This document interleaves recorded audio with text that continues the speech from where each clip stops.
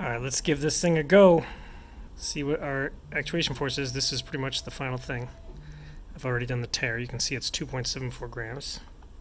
Which is 0. Okay. Now, watch the actuation.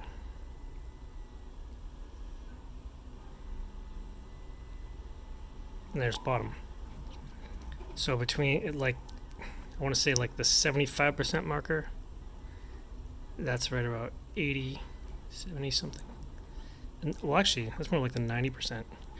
Yeah, the strength between like 90 and 100 goes way up real fast, which is actually what you want. I'm actually surprised that the curve, the force curve starts, very gently. Yeah, it's pretty good. And my goal is to get a nice tactile feel right at about 0.5 millimeter of movement.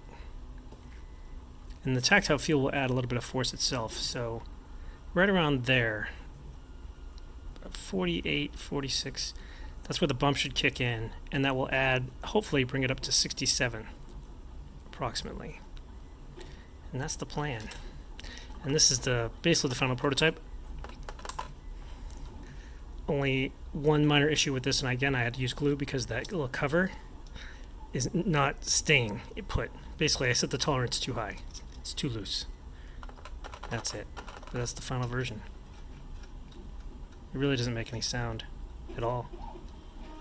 It's basically silent. You hear that's just it wobbles and then it smacks down. But if it was actually like held in place by a plate or something, it would be silent.